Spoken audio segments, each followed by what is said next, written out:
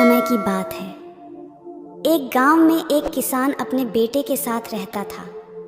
वह जीवन के कठिन से कठिन परिस्थिति में शांत और पॉजिटिव रहता और हमेशा यह कहता, जो होता है अच्छे के लिए होता है, बस ईश्वर पर विश्वास रखो।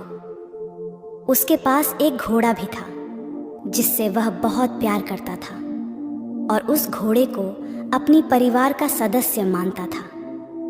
एक दिन वह घोड़ा कहीं चला गया। किसान ने पूरे गांव में खोजा पर उसे घोड़ा कहीं नहीं मिला।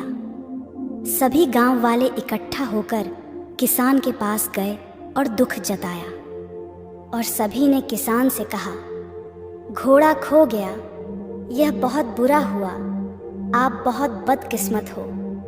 इस पर किसान ने कहा, भले ही मेरा घोड़ा खो गया है, पर जो होता है अच्छे के लिए होता है, मुझे ईश्वर पर विश्वास है। गांव वालों को किसान की बात समझ नहीं आई और सब अपने अपने घर चले गए। कुछ महीने गुजरने के बाद वह घोड़ा वापस आ गया और वह अपने साथ अपने जैसे कई और घोड़े भी ले आया था। सभी गांव वाले फिर इकट्ठा हुए और किसान से कहा, घोड़े का खो जाना अच्छा था। अब आपके पास बहुत सारे घोड़े हैं, आप कितने खुशकिस्मत हो। इस पर किसान ने कहा, भले ही अब मेरे पास बहुत सारे घोड़े हैं, लेकिन मुझे कोई खुशी नहीं है, पर जो होता है अच्छे के लिए होता है, मुझे ईश्वर पर विश्वास है। गांव वालों को किसान की बात समझ नहीं आई और सब अपने अपने घर चले गए। किसान के बेटे ने घुड़सवारी सीखना शुरू किया, पर वह घोड़े से नीचे गिर गया और उसकी पैर की हड्डी टूट गई। सभी गांव वाले फिर इकट्ठा हुए और किसान से कहा, शायद बहुत सारे घोड़े का मिलना अच्छा नहीं था, इसके कारण आपके इकलौते बेटे की टांग टूट गई। आप बहुत बदकिस्मत हो, जो हुआ बहुत बुरा हुआ।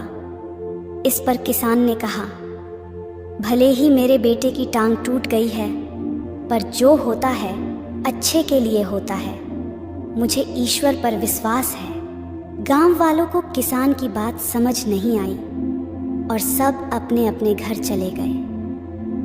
कुछ समय बाद राज्य में हमला हो गया। राजा की सेना कम पड़ने लगी, इसलिए राज्य के सभी जवान लड़कों को सेना में भर्ती होना पड़ा।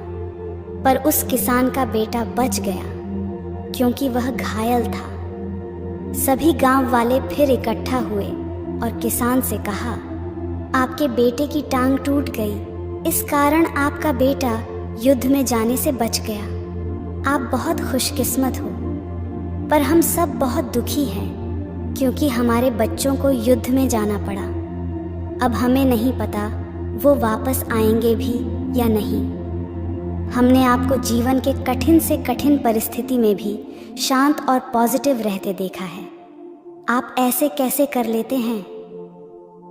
ये सुन उस किसान ने कहा, हमेशा खुश, शांत और पॉजिटिव बने रहने के लिए दो चीज़ों का ज्ञान होना ज़रूरी है।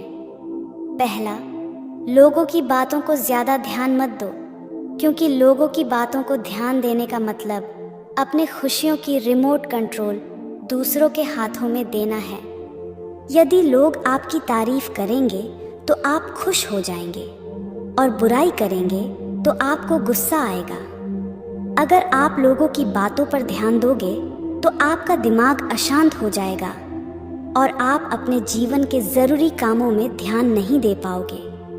और दूसरी बात, कभी भी किसी घटना को अच्छा है या बुरा है नहीं कहना चाहिए, क्योंकि जिस प्रकार किसी पुस्तक के केवल एक वाक्य को पढ़कर यह नहीं बताया जा सकता कि पूरी पुस्तक अच्छी है या बुरी, उसी प्रकार जीवन के किसी एक घटना को देखकर यह नहीं बताया जा सकता कि पूरे जीवन के लिए वह घटना अच्छी थी या बुरी, क्योंकि आज अच्छी लगने वाली घटना कल बुरी साबित हो सकती है और आज बुरी लगने वाली घटना कल अच्छी साबित भी हो सकती है, जैसा हमने इस कहानी में देखा था।